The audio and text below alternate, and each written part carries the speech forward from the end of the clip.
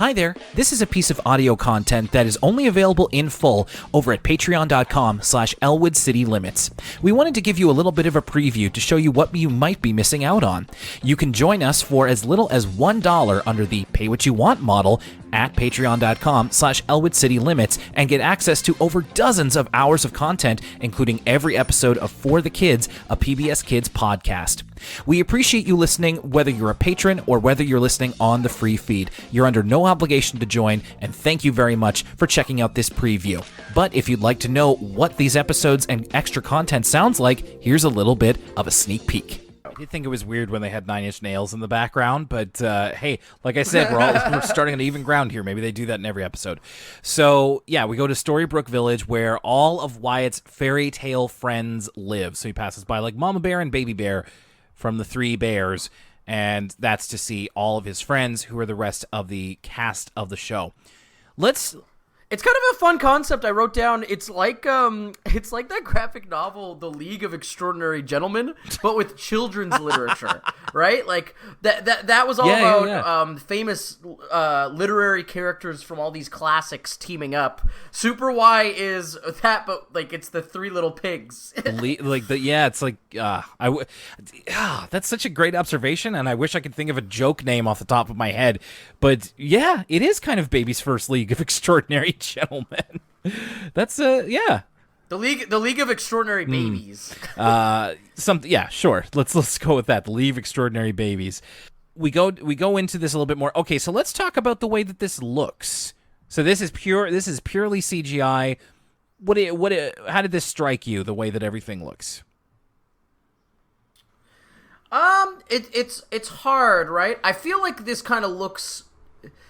By the time this show ended, this is the start of the show, yeah. Right? I wonder if it gets better. Because for 2007, it's hard to put myself into that headspace of 3D animation. Like, it looks better than, oh gosh, what was that show? Oh my, I can't believe this is escaping me. That show we were really hard on with like the fake CGI puppetry. What is that show called? Oh. They go on the field trip, you know what I'm saying? And we were like really annoyed. Sid the Science Kid. Sid the Science Kid. It looks better than Sid the Science Kid. It looks way better than Sid the Science Kid. Oh, yeah, that's of course. It looks better than Sid the Science Kid, but it also, by 2016, this would look really dated, I think. So I'm trying to find.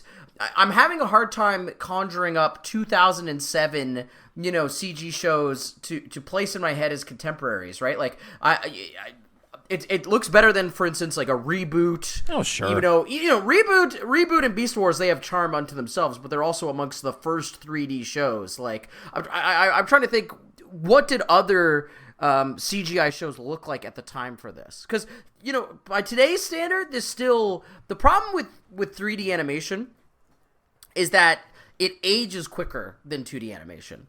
Look at, like, for instance, Toy Story 1. It completely groundbreaking, looked amazing at the time, was the bar standard. And nowadays you go back and look at it, and it looks a little bit dated. Same with, like, for instance, even Shrek 1. I was, like, surprised by how some parts of that movie look by today's standards. So, Super Y, I'm sure, in 2007 was probably pretty groundbreaking. You're like, wow, a full 3D animated show, but it still looks like the way the characters move is a little bit stilted, and they have that kind of motion blur on every movement. It looks a little dated today, but there's some art later on, I will say, in the show.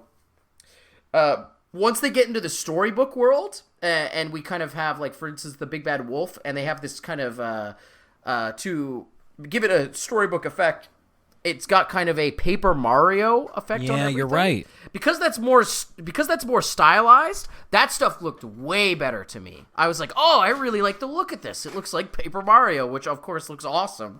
But this stuff, the regular 3D stuff, looks a little bit dated. But like, some of the characters I think are very good character designs. For instance, that pig, like I was talking about earlier, I feel like he's beloved by kids for a reason. Like he's a cute looking pig with his Minions outfit on. They all kind of look like, the characters kind of look like figurines. They all have the big heads and the small bodies. They remind me a bit of like Funko Pops in the sense of, like, they just kind of look like little dolls, and they can only be so expressive. They're always, they're not.